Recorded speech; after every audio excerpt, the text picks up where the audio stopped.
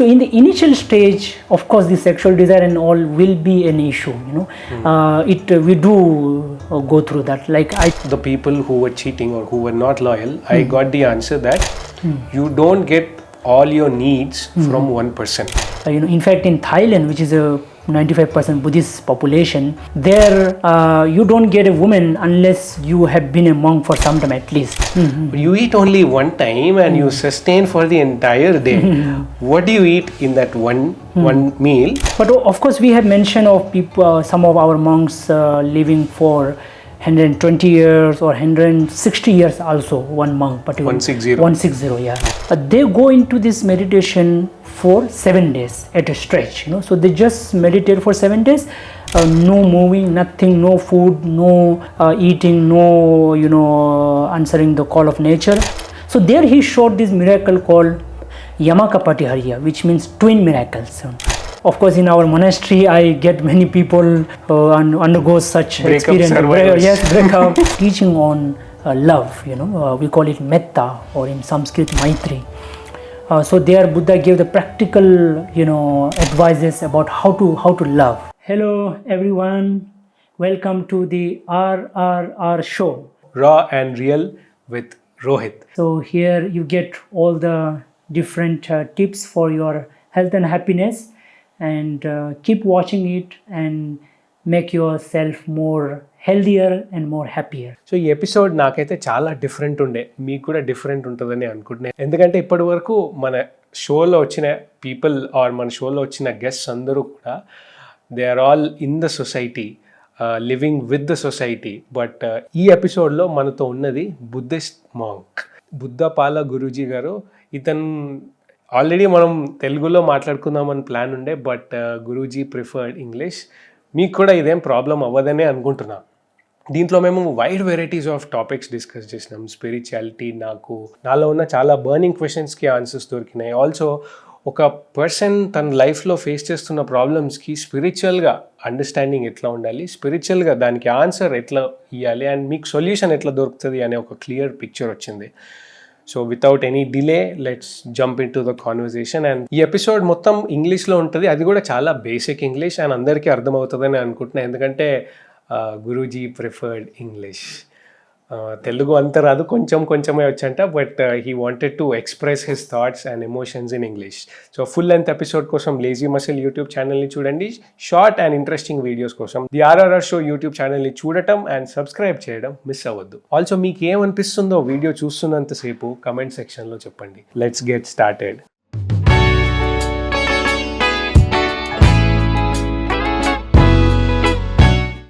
I really wanted to do this episode with you, and this is one of first of its kind in our channel, spiritual genre. And I'm, as we were discussing earlier, I wanted to do it in Telugu, but for the preference we chose to speak in English. Hopefully it is not a problem to the audience who are watching it, because we are all speaking in plain English, not attaching any foreign accent to it. So on this note, how are you, Guruji? I'm good. I'm good and happy to be in your channel. So see how it goes. So I want to start off our conversation with the question that I asked you before when we met for the first time, that as humans we all have basic needs. So we have food, we need food, so we need sleep. We also need, I'm assuming these days we also need shelter as the basic need. I'm also assuming that sex and sexual desire is also a basic need, a kind of a biological need. Growing up also, I used to have this doubt that how do monks or sannyasis control this desire, because it is all involved with the hormones. So that desire won't even arise in the brain, or if it arises, you have some techniques to stop it. Yes, so you mentioned about the basic needs, So for Buddha mentioned amongst 4 basic needs, biological need. He calls it clothing, then food, and then shelter, and then medicine. these four things we call it requisites, that is the basic requisites of a monk, But other things are not necessarily important or not necessarily mandatory, including sex or sexual desire. sort of need or desire, but even then, of course, sexual desire is something quite common, for especially in the human world, because we are divided into male and female, and there is always an attraction. In fact, Buddha said that I don't see any other form for a man so strongly attractive than women. In the same way for women, men. And not only form, but sound, smell, taste, touch, and thought. The six senses, right? The six senses, it has its corresponding objects, So men and women, the in terms of desire, is the ultimate for human being, But now coming to the monk life, we have a certain technique, We have a meditation called Asubha Bhavana, So Bhavana is basically meditation, development of mind. Asubha is Ashubh, something which is not beautiful. Shubha is beautiful, Ashubha is not beautiful. So we have this particular meditation where we are supposed to meditate on the 32 parts of the body. All the body parts are divided into 32 parts, starting from hair and nails and skin, and then going inward, bones and intestine and everything inside of us, the kidney, liver, and all, everything. So what we are supposed to do is we have to meditate on each part of body separately, each part, and see how it is really is, because when we segregate all the bodily part and look at them, then we don't find any opposite gender very attractive or enticing, though we will find them beautiful, but we will not have all those fantasy, because sexual desire is nothing but fantasy. If you look at songs, the songs has all those different lyrics, which has all the captivating words in order to attract each other, right? So therefore, this imagination of something very attractive sort of drops down. It drops down. So now maybe within the monk life, we don't become monk immediately. Like initially we are supposed to be in the white dress for some time, then we become what is called novice monk. Novice monk means we don't become fully monk. We have lesser rules, lesser regulation. Then when you turn 20, age 20, you're by birth, then only you can become a full monk. Then you take up all the monkly rules and regulations and life. Prior to that, it is what we call the under training monks. So there is certain stages. So in the initial stage, of course, the sexual desire and all will be an issue. We do go through that. Like I became monk when I was 15. Like under training monk, I underwent all those difficulty, even though I was very much impressed by Buddha's teaching and everything. But initially this was quite a challenge, But eventually, as you meditate more and as you practice more, this doesn't become a very strong thing. But even then, we will have some kind of attraction when you see somebody of our opposite sex or whatever. We see them as beautiful, but it's no problem, unless we go through that fantasy of it and become attached, attracted, and sort of in some way you can say enslaved by it. So you actually stop at the beauty and don't go beyond that. Yeah, you can say so. Yeah, basically we see the other side of the beauty. Yeah. So when you see the other side of the beauty, then you don't see much reason to be totally consumed by the idea of beauty. Yeah. Okay.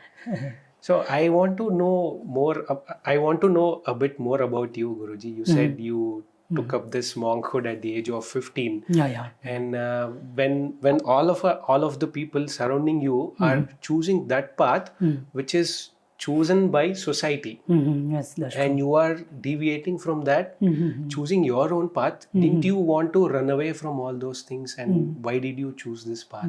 Okay. So growing up, of course, I was born in a Buddhist family, so to say. Okay. So as a Buddhist, somebody who is in Buddhist background, get to be in contact with Buddhist monk and teaching and everything. So from childhood we are exposed to such a thing. And also I was studying in a school which was run by a Buddhist monk, so we always get this Buddhist teaching in the morning, evening, and in the daytime, of course, we have normal schooling. And I was very good at schooling. In fact, I used to be first rank and all those things, so very good at schooling. And but then I developed a lot of interest in Buddhist teaching because, as I said, I got a lot of exposure to Buddhist teaching, and I used to have a lot of inclination also in that, So I used to read a lot of Buddhist teaching even when I was very young. And so all the stories of Buddha, he became Buddha at the age of 35, and he passed away at the age of 80. So there is 45 years period, and we have all the records of how he lived those 45 years, how many different kinds of people came. It's a story of dialogue, like just now you are asking me. So there were stories of dialogue between Buddha and any random people, as Buddha was also somebody new, at that time. So those stories were very captivating to me. So I saw a lot of meaning in that, lot of beauty in that, and it was some kind of ideal life for me. And of course, then I became a monk. In my class, I was the only one who became a monk, and others, they went to other next level schooling. They went to another place because they had to do the higher studies. But then after you become monk, as I said, we don't become monk immediately, only when you turn 20. So I became a monk at the age of 15. So it's not monk, we call it novice. Novice, it's like not a full monk. Initially it is good, because you become monk with a lot of zeal, enthusiasm, and everything. But then, with regard to reality, like the sexual thing you mentioned, and then your own habit pattern shows up, because we believe that in Buddhism that we have many lives. We had many lives in the past, and we will be going to have many lives in the future unless we become enlightened. So all of those inner thing comes up, because in our day-to-day life, some of those things may not come up because we are already involved in so many social things.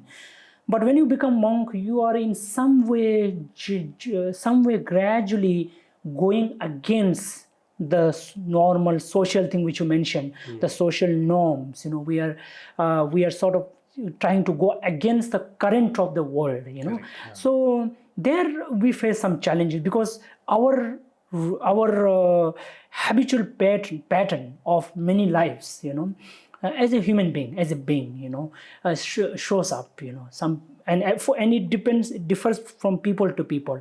For some it is maybe, as you mentioned, sexual desire. For some it may be other kind of desire and money. Everything. Money, maybe for some people it is money. Yeah, because I remember in our childhood, everybody had own different thing. As you mentioned, somebody money, somebody sexual desire, someone will be lazy or whatever.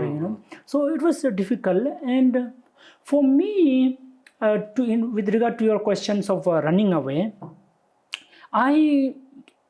it came up sometime in my mind, it did come up in my mind, but it used to be there for some time. And then since we are so much occupied in our activities, so one of the main advantage of being in a monastery is that you have a regular routine from morning till evening, or whole day. You have all this activity, and there are many other monks around you. We used to have some 150 monks in the monastery in Bangalore, and from senior most monk who is around 70, 80 till all the way somebody who's down just 15 years or around that. So we have all different age group. We have all those activities. So all those things, and including the teaching of Buddha itself, which deals with the mind. So that way, all those running away thoughts and all used to sort of go away.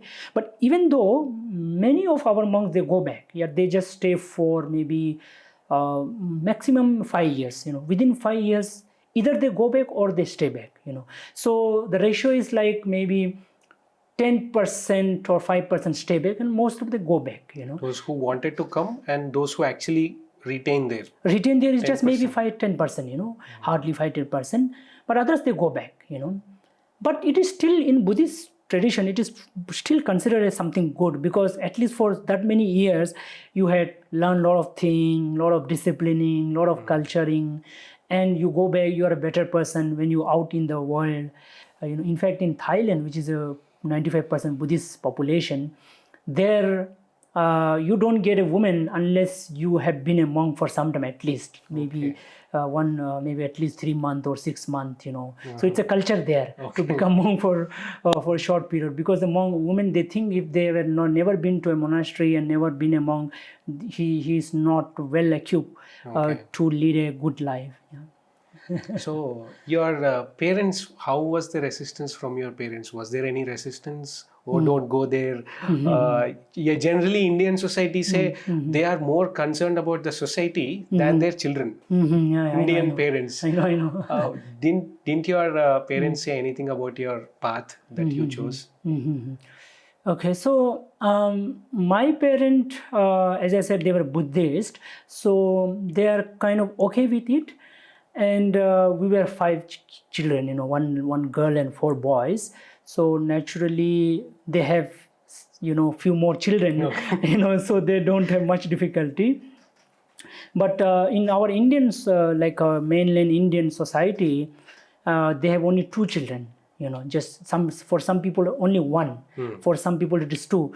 So it's not possible for them to allow the children. In fact, in Hyderabad, our monastery, a lot of our Telugu Hyderabad people, they come to become monk, who are maybe in their 20s or 30s, but they never get permission from their parent. You see, because we have a specific rule which says that the candidate should get the permission of their parents. It's mandatory. So they don't get permission naturally. So it's a little difficult. But for me, it was okay. But one problem was that my parents, they follow the Tibetan tradition, from Ladakh. But I sort of shifted to this, another tradition, what we call the Theravada tradition, which is followed mostly in Myanmar, Thailand, and Sri Lanka. But my parents, they follow the Mahayana Buddhism or Tibetan Buddhism, or you can call it Mahayana Buddhism, which is followed in Tibet, China, Korea, Japan, the northern part of, we sometimes call it Northern Buddhism and Southern Buddhism. Okay. So they had that difficulty because we don't study Buddhism in Tibetan language, but they do in Tibetan language, but we do in Pali. Pali is similar to Sanskrit. It's a sister language. So that difficulty they had, and he was telling me, okay, you become monk, fine, but why don't you become in the Tibetan tradition? But then I said, okay, I'm already into it, so I like it more. It's more convenient to me. So he was like, okay, not much difficult. Yeah. When I was talking to you the other day, you mentioned you only have 1 meal a day, that too before 12 p.m., before noon. Yes.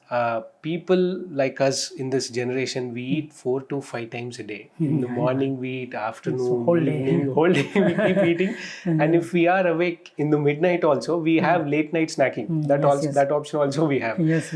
But still we complain, we are in lack of energy. We don't we can't do this, we don't know how to do this, I don't have energy to work out, I don't have energy to exercise. All these things will come up even after eating these many times. But you eat only one time and you sustain for the entire day.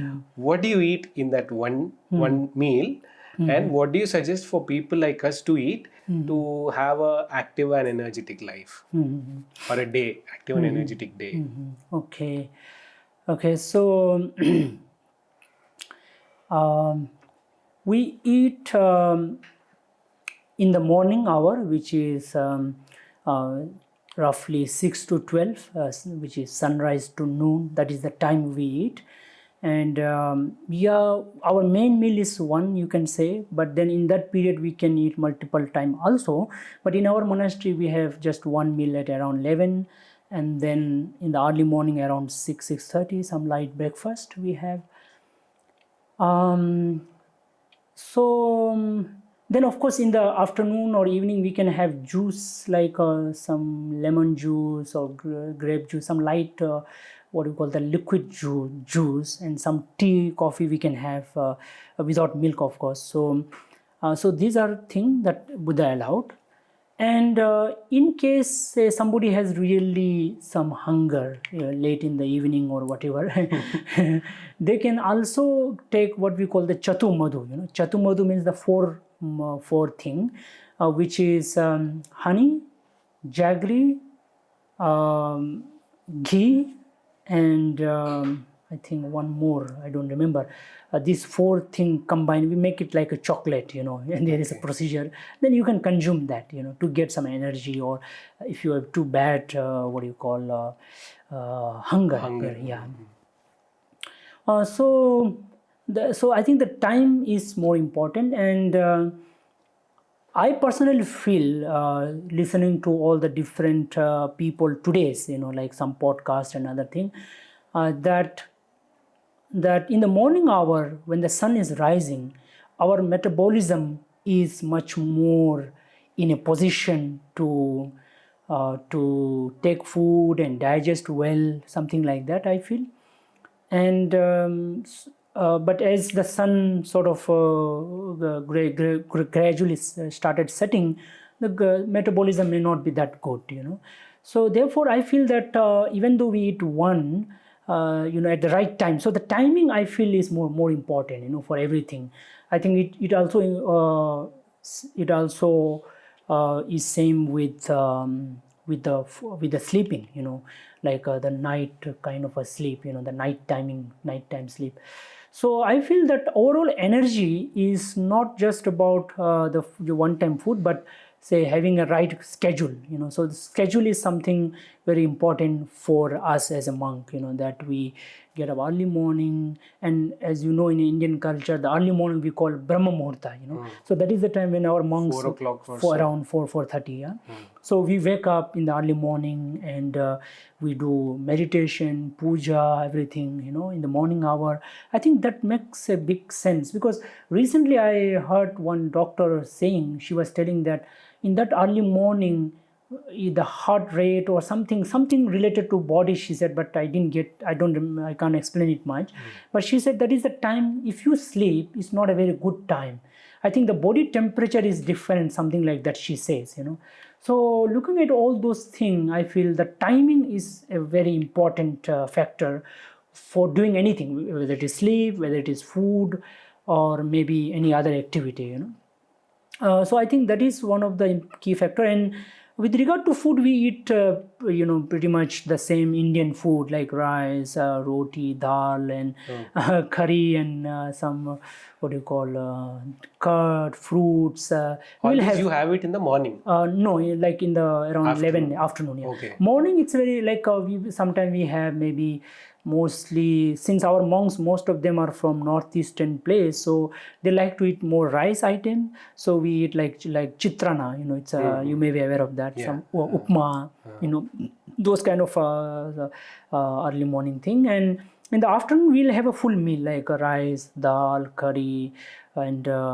roti, and fruit and curd, so these are, and sometimes sweets also. So this is a full meal kind of thing we eat. These are our food thing. And so I think, and also another thing is our mind, because our mind also has some influence on our health.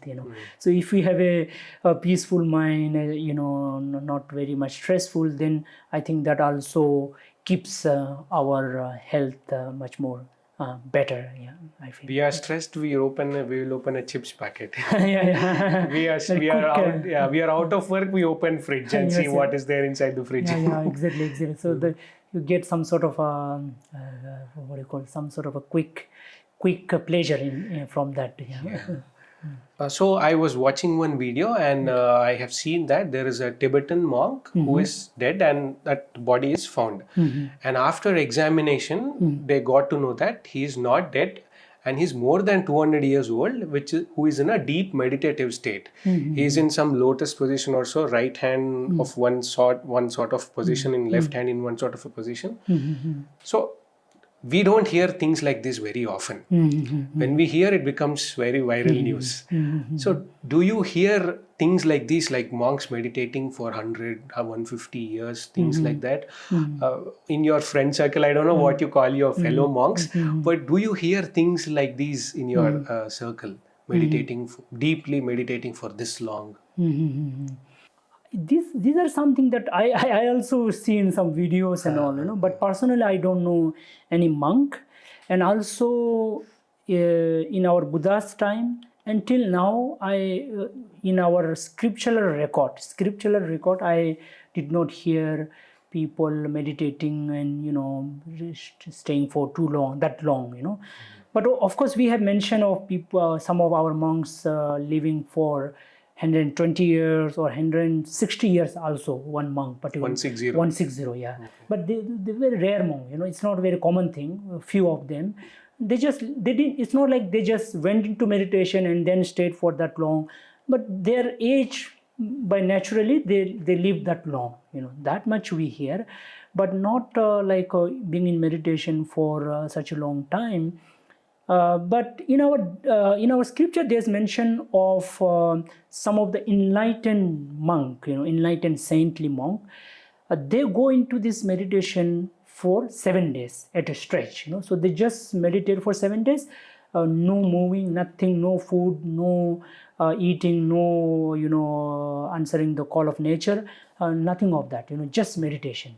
So it's a very special meditation. Only some enlightened monks can do it, not ordinary monks or somebody who is enlightened but not fully enlightened. So we hear such references in the Buddha's time, So otherwise we don't hear for that long, yeah. So the Tibetan thing and sometime other thing I hear, but I'm not very much aware of that. And also, as I mentioned, Tibetan Buddhism is not my tradition, so I really don't have much knowledge about them. Yeah. And I have also seen some videos that they have superpowers. They can fly, they can move mountains, and if they think about some place in their mind, they can transport themselves within seconds to that position, to that place. Yes. Is it true or written in the scriptures? Is it true? Or? It is mentioned in scripture, and Buddha also had this, Okay. So Buddha mentioned about 3 kinds of miracles, So he said, first miracle is that you can read somebody's mind, what they are thinking, everything, clearly. Second miracle is like as you mentioned, flying in the air, walking on the water, passing through the wall, that kind of miracle, And the final miracle, Buddha said, is changing somebody's mind from negative to the positive, So that is the final miracle. So Buddha said, of all these 3 miracles, the final one, which is to change people's mind from negativity to positivity, from unhealthy to healthy, unwholesome to wholesome. So Buddha said, that is the foremost miracle, and that is the most important miracle, Buddha said this because there was one rich man, and he not rich man, somebody, not a rich man, but one person from, I guess, in a place called Nalanda, he came to the Buddha and said, oh Buddha, this city is a large city, a lot of people are there. If you depute some monk to show some miracles, then people will come to you, they will follow you, and they can then understand that you are teaching. Marketing. Marketing kind of thing. Yeah. So Buddha said, no, that's not the way, because people will just come for that, and they will, they will see the miracle, and then they will be like, okay, this much. It will be like that. So like, even if you sometimes look at the magician in today's time, they do all kinds of things. Like these days you hear about people reading the mind and all those things, but those are like any other miracle. Like, for example, this video and audio that you have is also a miracle, don't you think so? It's also a miracle. So, but Buddha is saying that these are the worldly miracles. They are not so much important for humanity, actually. People will be wow in the beginning, but then they're like, okay, this much, so in what way it helps me? Say somebody, you have the power to fly and all that. In what way that helps me? Correct. It doesn't help me, right? So Buddha said the final miracle, which is teaching Dhamma. So Buddha said the gift of Dhamma is the highest gift. The teaching, the Dhamma, is the Dharma, what we call, is highest, is most powerful, is most important, is most helpful for us as an individual. So therefore, but then Buddha had this, had these miracles, and many other saintly monks have, and even today also we have monks, in some of the places where the monks who are spiritually very evolved, And Buddha also used to use this miracle to help people to say bring spiritual transformation, to help them to come to spirituality, So he used to use that not to impress people, but wherever necessary, not always. In some cases where he thinks, it is necessary to use this mind reading thing, or in some cases he used to, for example, first time when Buddha came to his hometown after 7 years, so his hometown, they are called Sakyans, they were known for a little bit egoistic, like a pride, self-centered, we are great, that kind of thing. So Buddha, he was just 30, maybe 36 years old when he became Buddha. At the age of 35, he achieved that enlightenment. So when he came back, they were like, some of them were thinking, he's junior to me, or he's equal to me, or he's my son, or he's my cousin, or something like that. So they were not, they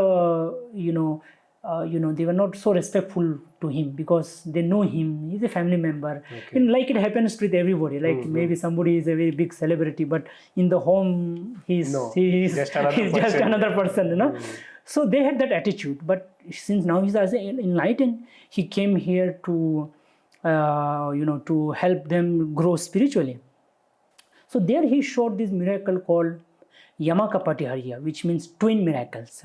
So twin miracle means he just goes up in the sky and he emits water and fire simultaneously, maybe from water from front side and fire from back side, and so also left, right, above, below, all over the place, like in different parts of the body, water and fire just coming out, and that too, he's levitating in the sky, like that he is in that. And then when that was done, all this Sakyan, his family, the royal people, they were all subsided, so sort of, they were all kind of peaceful now, and they were in a mood to listen to him, because they thought, no, now he is no more a small man, he normal man, he is really somebody. So then he taught them teaching, So the purpose was not just to impress them, but to teach them, to bring them to a level of teaching, because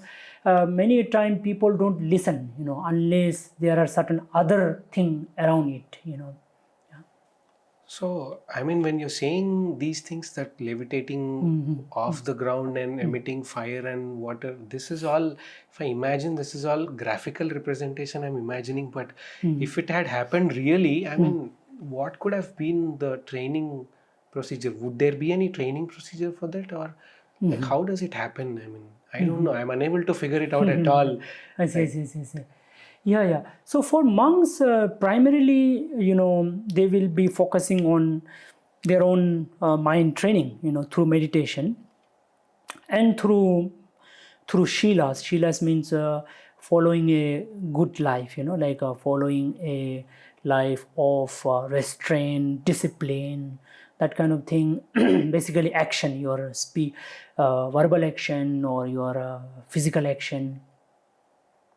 So that is the thing, and meditation, but when you meditate, depending on the kind of meditation you are doing, these are, you can say, the byproduct of your meditation.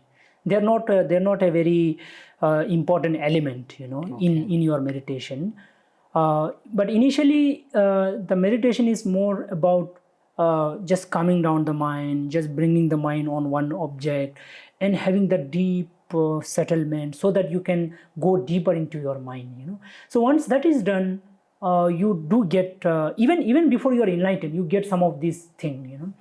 So you can say that we don't necessarily work for them, but they just come by anyway.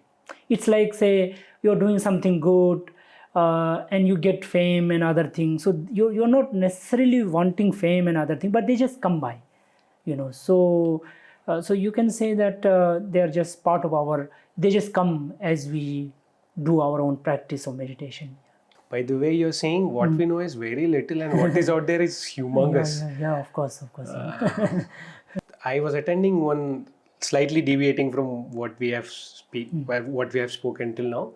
I was attending some seminar some time ago, and I had lot of questions to ask the speaker, and I could not even ask a single question.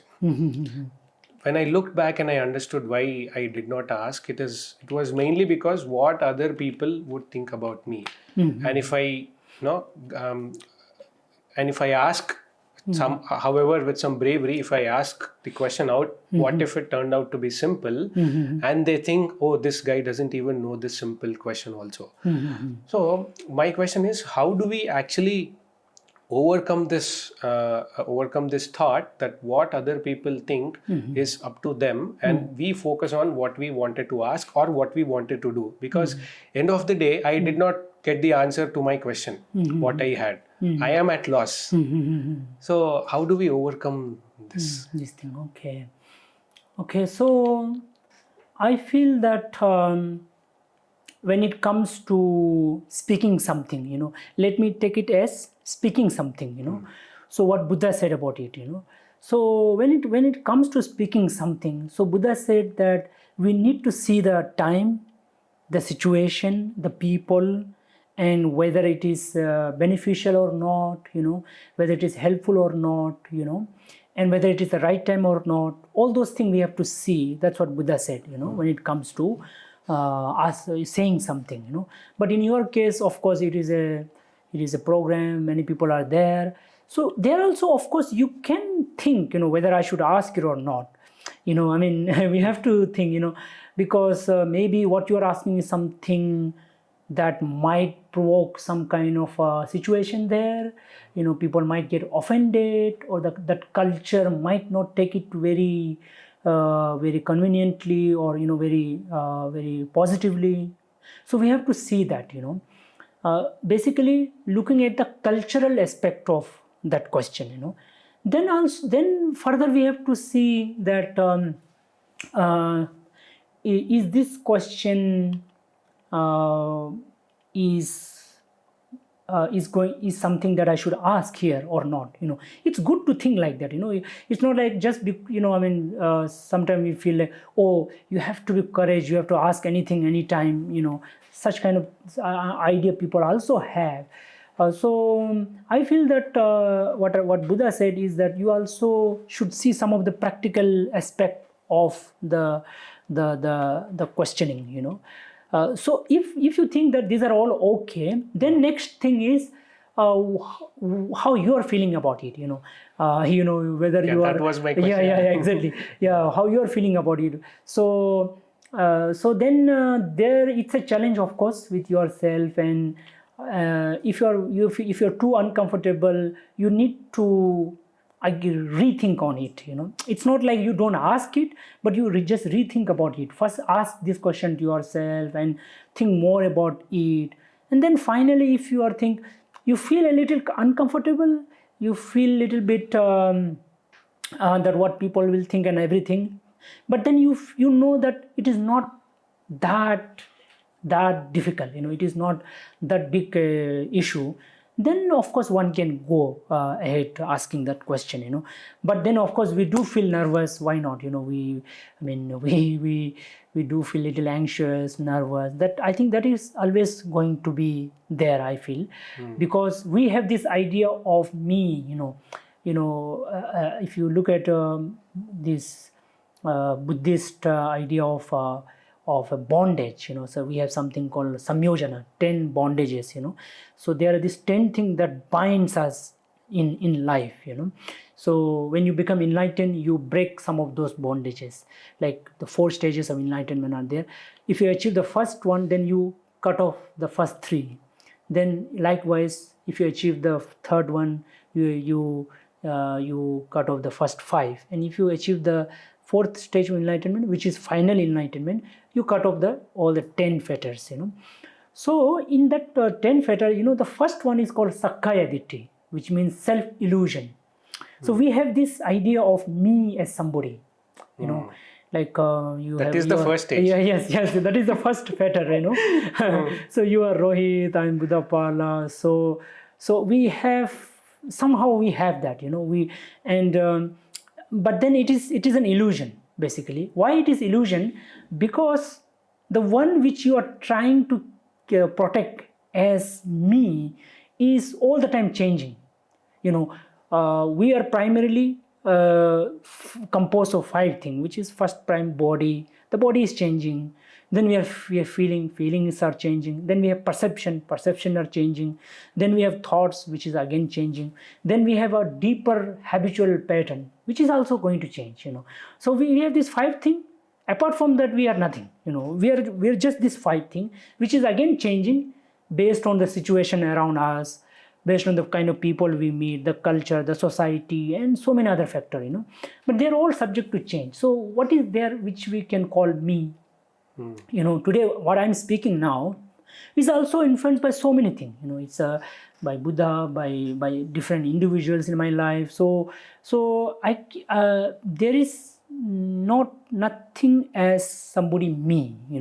It just keeps changing. So but it is going to be there because we are not enlightened. So it will be there, but we just need to somehow work slowly, gradually to come out of this idea of me as somebody, like we need to sort of be able to gradually come out of that.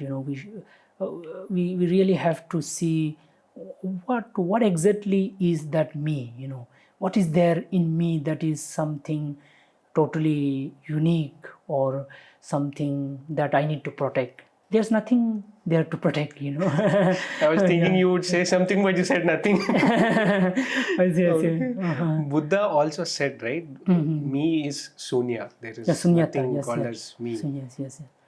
He spoke about that. Yes. So there's nothing that we are trying to protect. So what is there to be worried about? Yeah, exactly. But we will have that because we are not enlightened, as I said. So we will have that.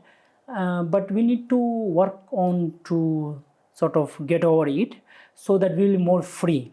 Because if we are too much into this me thing, then we are not free. That's what I told. These are called bondages. We are binding ourselves. We are just binding ourselves into this thing.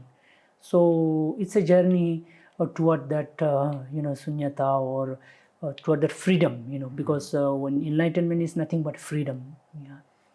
So on this note, people often go through breakups. Okay. And after the breakup, they involve themselves in alcohol, smoking, or other intoxication. This is one path, and there is also another path where you reflect upon what happened in the previous relationship and how did you respond at that particular situation in that relationship, and you work on yourself. That is another path.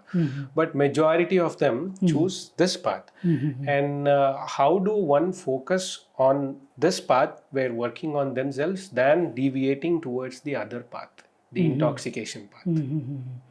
When it comes to breakup, it is it is something to do with our emotion, something to do with feelings, so it's primarily related to, I think, our feeling. So I feel that we need to really understand our feeling and whatever we are going through. So I feel that one need to speak with friends, if possible, family members, or whomsoever one wants to speak, and then most importantly to keep oneself occupied with any activity and other thing. So I think it's a very. I think it depends. It differs from people to people. Everybody will have different experience, and also depending on the kind of relationship it is. All those things depend. And of course, in our monastery, I get many people who undergo such experience. Breakup. It is breakup, and sometimes marriage issue. Within the marriage, there is issue. So it is there, and but I would suggest to your listeners that whatever relation it is, whether it is like a girlfriend kind of, boyfriend kind of relationship, or whether it is a husband-wife relationship, and whether it is a mother and son and daughter relationship, or basically parent and children relationship, or any other friend relationship. So I feel that one should have some sense of distancing with all this relationship. In one of the very popular teaching on loving kindness, love. Buddha has a teaching on love. We call it metta, or in Sanskrit maitri. So there Buddha gave the practical advices about how to love.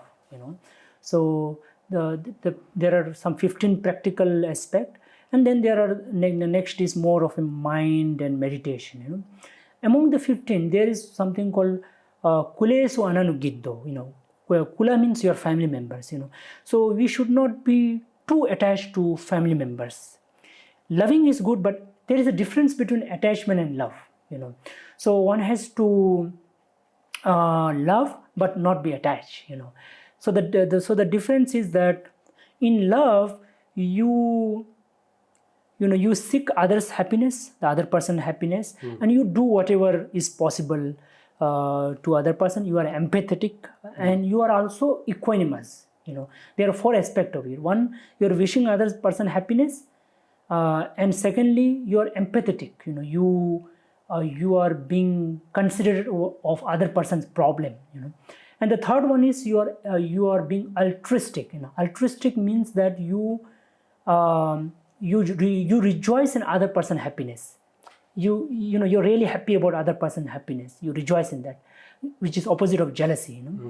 And the fourth one is called upekka. Upekka is what we call equanimity. Which means you can't love somebody, you can't be empathetic to them, you can't rejoice in their happiness, but you're just equanimous. You're like, okay, I can't be angry with the person because it's not good, but I can't love them. So it's like a neutral state of mind, where you're just okay with the way the person is. You just leave them as it is. So these are the different aspects. And he also mentions about being humble, being efficient, which means if you are being really able in whatever you're doing, that will give the other person happiness.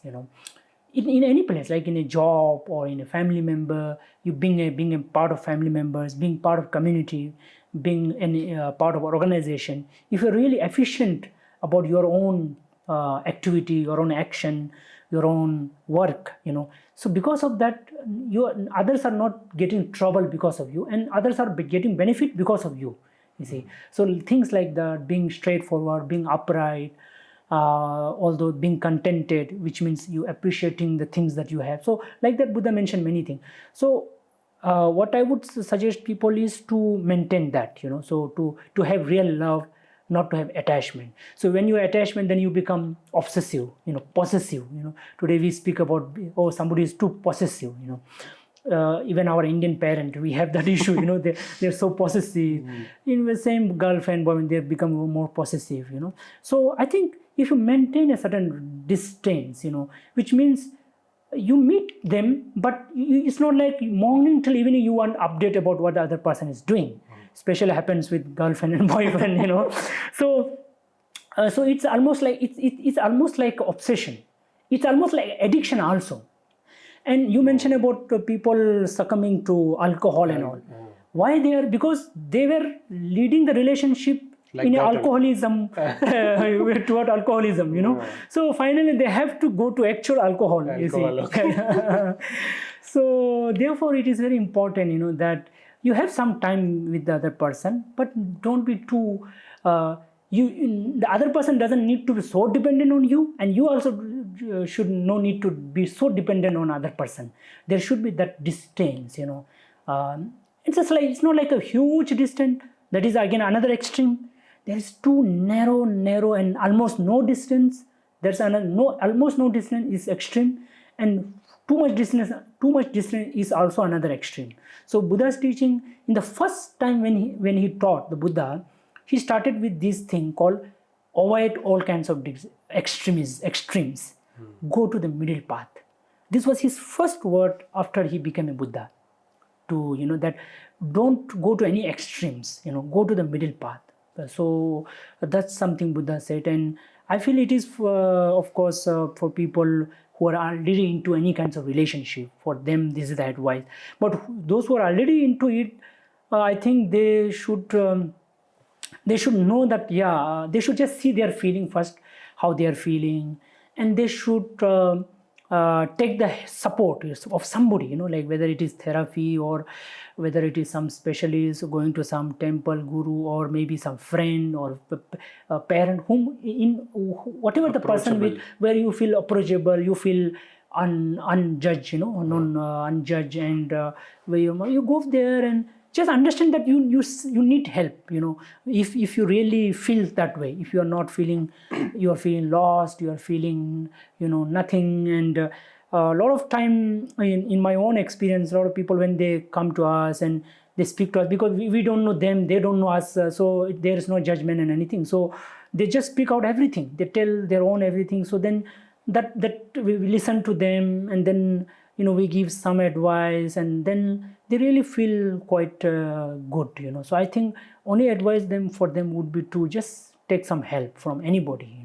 So, but those who are not in that kind of situation, but have relationship of any kind, they should have learned to love rather than to attach or possessive.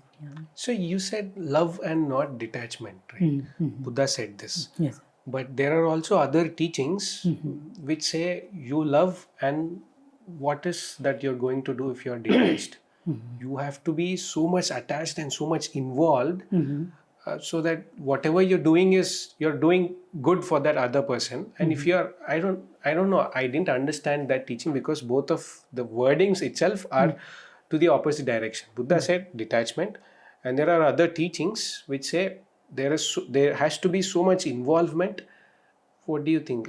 Love and involvement, or love and detachment? You are asking about relationship, right? Yeah, I mean in the relationship only, whatever it is. Okay, so now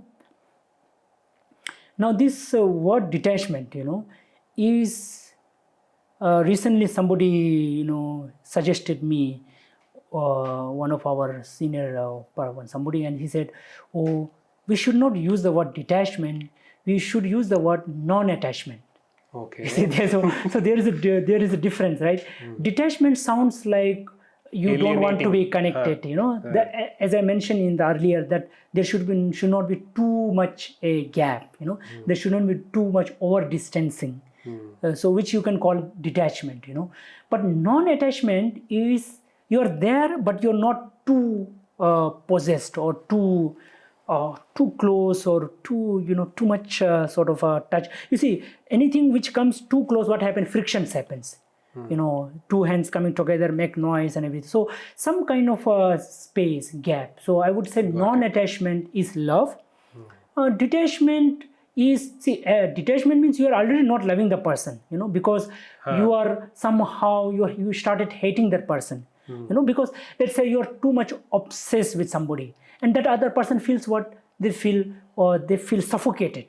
Today, these days, we have these people telling, "Oh, I feel suffocated in your presence." You don't give space to me. So that's the problem of sort of attachment, and because you're too attached, then what this suffocation thing happening, and then the other person wants to run away from you, which is detachment. They want to detach from you. So therefore, love with non-attachment is the solution for the problem. And but at the end of the day, we have to understand that every individual is capable of doing his or her thing. We just have to support them in whatever way possible, and we just enjoy the present. Sometimes just sitting close by each other, other person is reading something, me reading something, and just sitting close by, just calmly, quiet, that's also is okay. Why we need to talk too much all the time? Why we need to have physical touch and talking and doing some or other thing? Why? Just having somebody, even if you're not talking, he's okay, that the person is there. Okay, just be happy because that person is there. So I think sometimes there is the pressure of the other person to make other person more happy, and making other person feel your presence or whatever. So I think there is a pressure actually, So I think the love is just that you just respect or also appreciate the presence of the other person in your life. You just know the other person is there, you just enjoy it. So I think that really helps. We have this story in Buddha's time where these three monks, they used to stay in one place in some kind of a park. They used to stay there only. They never used to speak. Only during once in a week, during full moon day, new moon day, and the two ashtamis, they used to come and they used to speak whole night on dharma, some dharma topic. Other time they were totally silent. If they want something, they will do by hint, and but they used to stay together, and they used to be very helpful to each other. And in fact, Buddha visited them, and then Buddha asked, "How do you live peacefully?" And they said, we just do our thing, and we think good about each other. We always put other person before us, and whatever work is there, we just do it ourselves. We don't need the other person.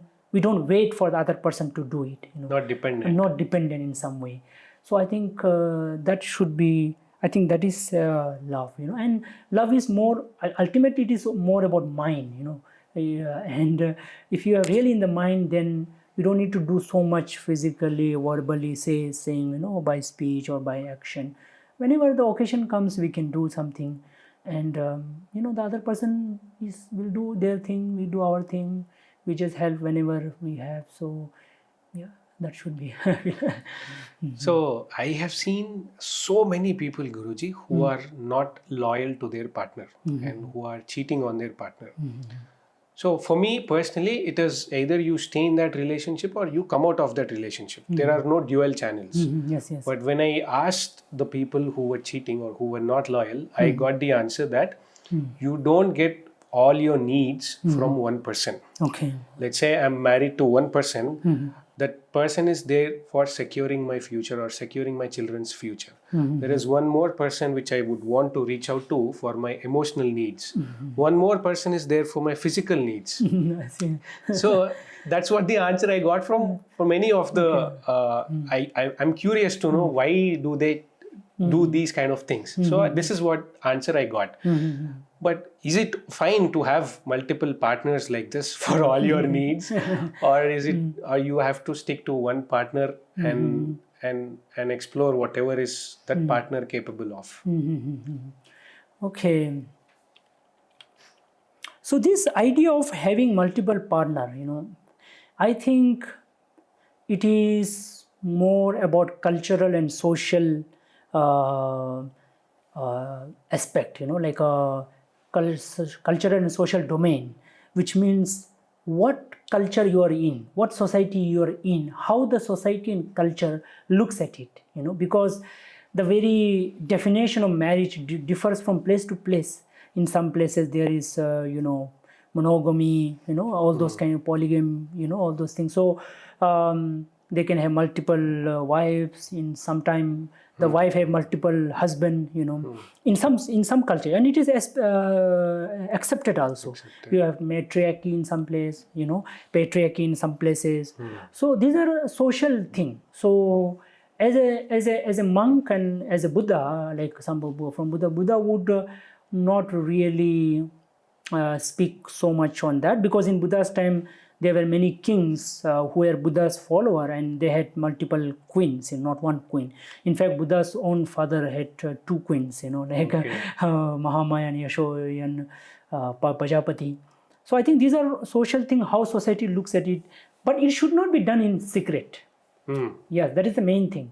Because when you do in secret, you have to deceive the other person. The other person feel cheated, and then you always have a fear. You will not be confident enough because you are hiding something. You have to hide it. So it's not. It's about your own mental state. It's a negative state of mind where you are concealing something, deceiving something.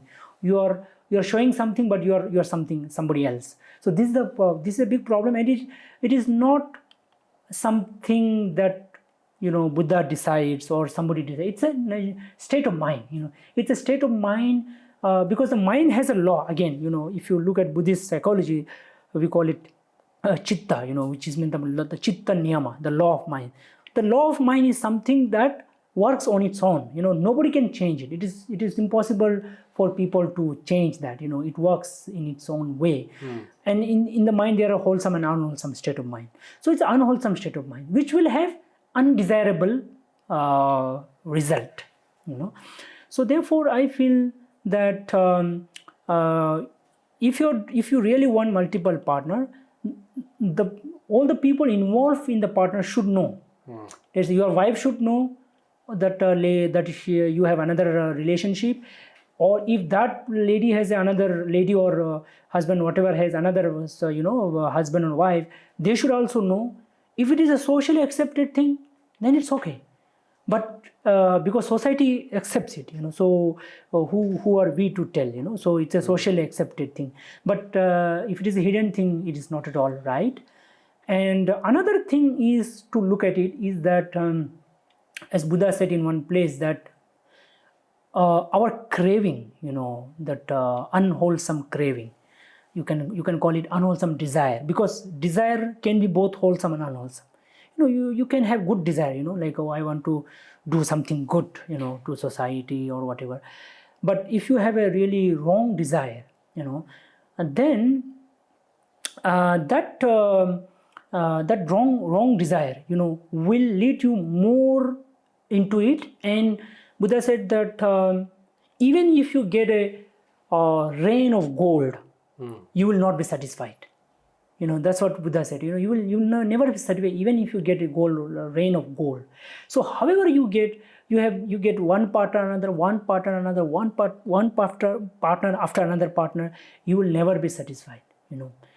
This desire will never be satisfied. So you have to see that ideally you should be satisfied with one partner, because that's the social norm also, in most cases, so apart from that, you need to fulfill your desire by other things, like, say, maybe spiritual means, by other hobbies, like maybe reading or exercising, yoga, talking to friends, doing some service. You have to find different avenues, and that's why we have this idea of hobby, right? We have this idea of hobby, so that hobby, so that our desire can be fulfilled.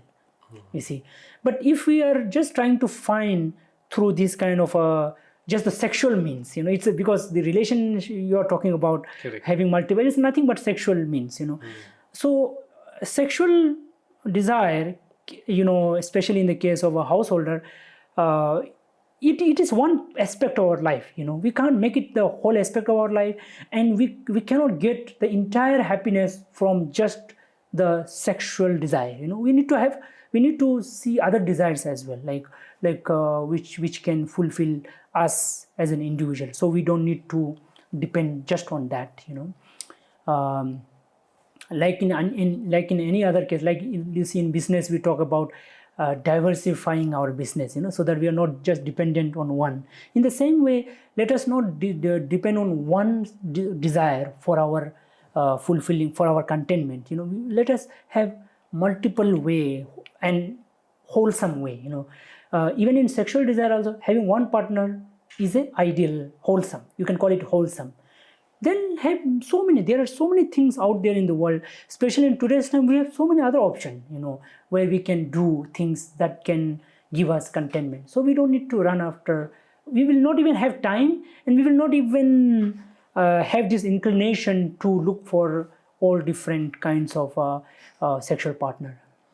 So when you go after sexual desire to one person, and that is done, you look for another person for that desire. Because desire is something that won't end, and you keep looking in another person, and it goes on. On and on. So therefore, you can have your sexual partner, but at the same time, you have other activities, like involvement or desire, like as I mentioned, hobbies, yoga, spirituality, friendship, I mean, even friend, like your friend also gives you some happiness, your families, I mean, this reminds me of this Buddha's popular discourse called Mangala Sutta. Mangala Sutta is the teaching on blessing. So in the teaching on blessing, he mentions 38 different blessings. In that he says, Mata yatha niyam puttang ayusa eka putta manurake. So even to take care of parent, to take care of your spouse and husband, wife, to take care of your children, etang mangala muttama. This is a blessing. So today a lot of youngsters, what they do, they just ignore their parent. The parent is somewhere in the old age home, or they are not much given care. And then you expect everything from this kind of sexual partner. So this is not going to work, because this will never work. So you need to really have, and our mind, it wants all different kinds of things, so it has different needs, So if you just fulfill the sexual desire, it will not going to help you. So if you really take care of your parent, give them some time, it will give you the blessing. If it will give you that happiness. So also taking care of your husband, wife. So also children, having a children is a blessing. So when you look at your children, once I remember, one lawyer, I told him, okay, you please, he did some work for us, and I said, please visit our temple for you will get some peace, And he said, you know what, I get peace when I look at my child. You see, so he said that. So that's also a blessing, and Buddha also says that. Since of course Buddha is not a family man, he left home, but he is suggesting for family men that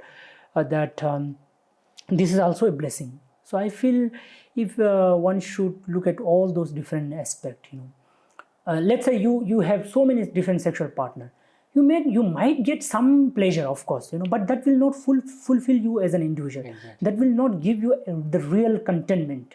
It will be very ephemeral, very very short-term kind of happiness. You also spoke about meditation. Yes. Meditation is like a daily routine. I mean, in your daily routine. And when people like us sit, close our eyes for few seconds or so, there are 100 thoughts which are running in our mind. And though we are sitting here, we are closing our eyes, there is something else that is just beside our room that we want to take care of. Though we can't do anything, but we still think about it. Like, how do you handle thought process like this when you want to meditate, and like how do you define meditation in simple terms? Okay, so in meditation we call it our primary or basic or meditation, or the most popular meditation, is called mindfulness of breath. Mindfulness of breath. So we use the breath to basically calm down the body and calm down the mind, you see. So as I was telling you earlier, that thinking you cannot stop unless you are in a very deep meditation. You really need to be, and that deep meditation cannot come just by meditating maybe say half an hour morning, half an hour evening. It comes to those who meditate a lot, many hours a day. For them it is possible in a general sense. But maybe for some people, even though they meditate less, they may have maybe less thought also.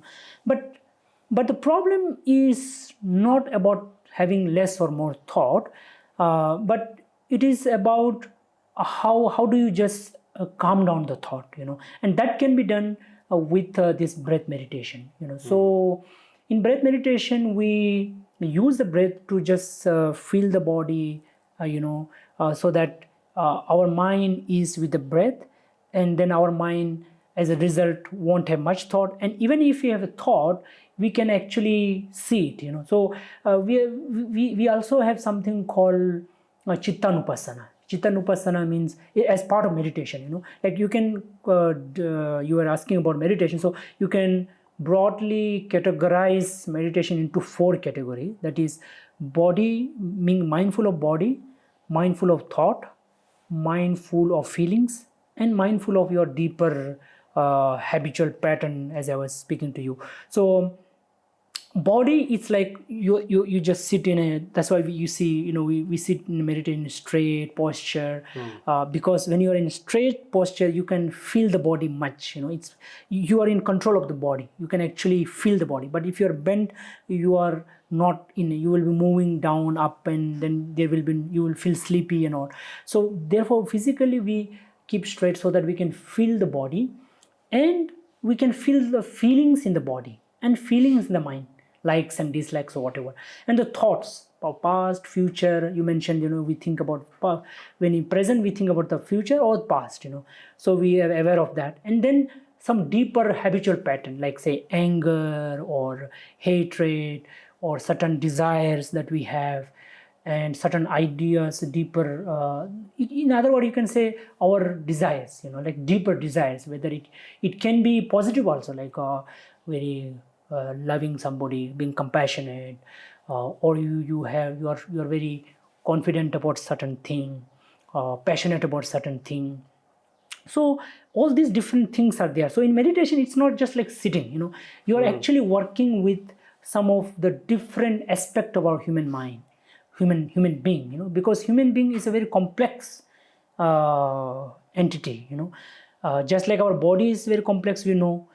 So also the mind is quite complex, so it's not just thought, but the feelings, and then the deeper deeper state of mind, the habitual pattern, or our deeper inclination, we call it, inclination. So we look at all of them, and we try to make them peaceful and calm.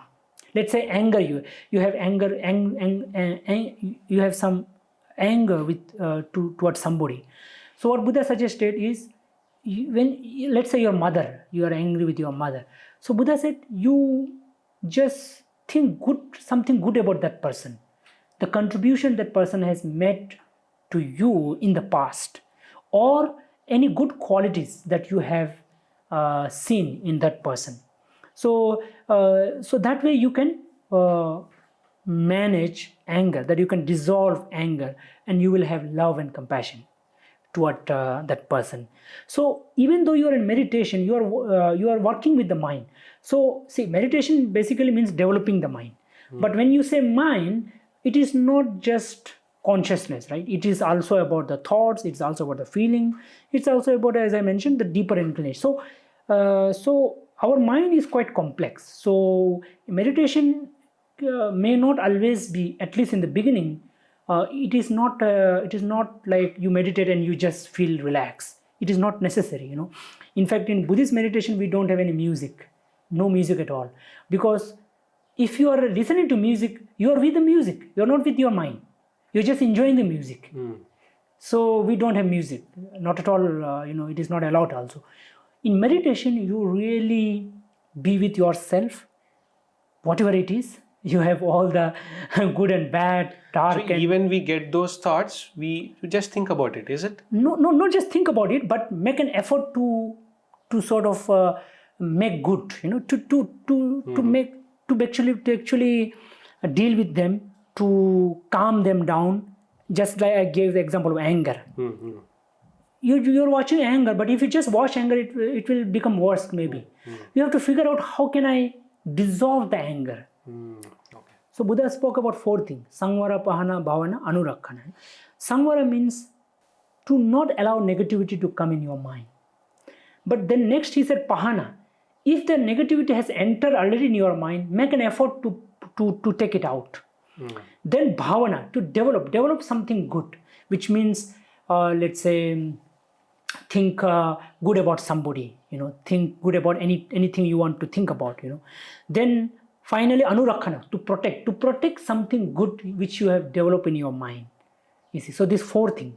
So it's a really work with your self, just like in exercise. If you, as I know, you were earlier into fitness, and it's not always easy, right? So when you train the body, when you exercise, it's not easy. You get some pain, you get some difficulty, you still do it.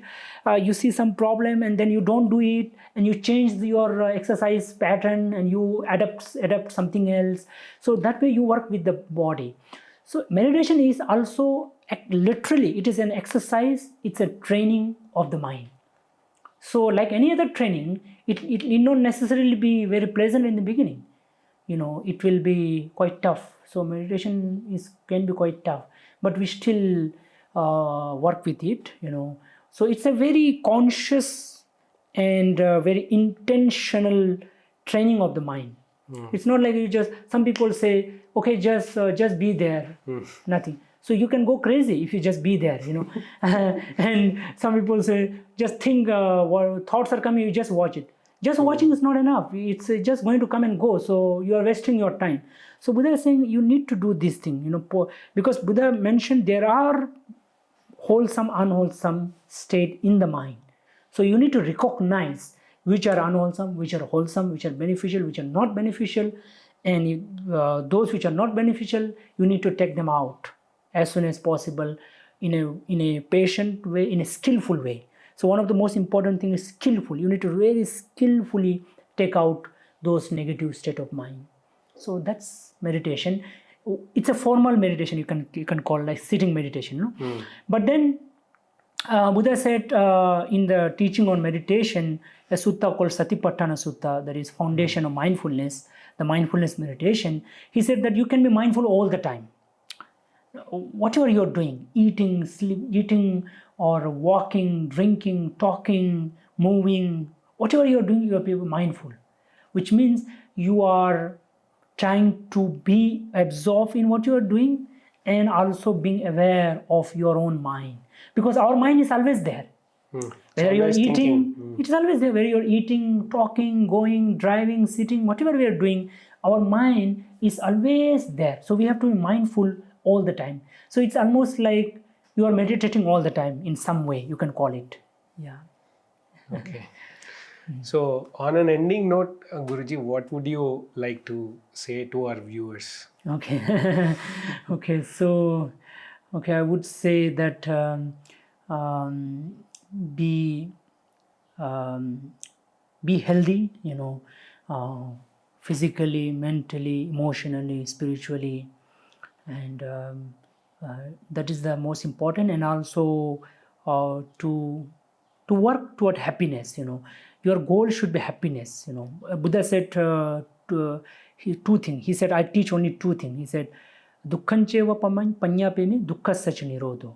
What is dukkha, suffering, and what is the end of suffering? That is only 2 things I teach, the Buddha said. So he was only concerned about the suffering and happiness of people. He is not concerned about any other thing. So to your viewers, I would say, please see how you can decrease your suffering and how you can increase your happiness. that should be the goal of life, and that's the only goal. Because other than that, what else we need? We all want whatever difficulty we have, suffering we have to reduce, because everyone is going through some suffering. Every single individual, whether it is rich or poor, or men, women, children, whatever, everybody is going through some kind of difficulty, because of our own mind. So we can you can all work toward happiness, to how to reduce your suffering. So because today whatever we spoke is all around that. So I want everyone to really work toward reducing their suffering, misery, or whatever, and to work toward happiness, because happiness and misery is in your hand. It's your choice. It's not in someone else. Buddha said, nobody can make you happy, unhappy, not even your enemy. He said your enemy can also do something, but your own wrong mind can give you the biggest unhappiness. Your mother, father, relatives, they can do something good, but your own good mind can do the greatest goodness to yourself. So I would say to end that, take charge and responsibility of your own life. That's the final message. So ఈ episode చూసినారు కదా, మీకేమనిపించింది అసలు? నాకైతే నేను అడిగిన questions అన్నిటికీ answers దొరికినాయి. Also లైఫ్లో ముందుకు ఎట్లా వెళ్ళాలి విత్ ధర్మ. మనం చాలా పనులు చేస్తుంటాం, చాలా విషయాల్లో ఇన్వాల్వ్ అవుతుంటాం, బట్ ఎక్కడో చోట ఎవరినో ఒకరిని బ్యాక్ స్టాప్ చేయాలనో, ఎవరినో ఒకరిని ఏదో ఒకటి అనాలనో, వాళ్ళని హర్ట్ చేయాలనో అనిపిస్తుంటుంది. కానీ మీరు ఎదగాలంటే ఇవన్నీ అవసరం లేదు. There is a proper dharmik process that you have to follow. ఇట్లాంటి రియలైజేషన్ అయితే వచ్చింది, మీకు కూడా వచ్చిందని అనుకుంటున్నా. ఇంకా మీకేం అనిపించిందో చెప్పడం మర్చిపోద్దు. సో ఇంకా ఎవరిని పిలవచ్చు గెస్ట్ మన షోకి, అది కూడా కమెంట్ సెక్షన్లో చెప్పండి. Okay people, this is Rohit signing off.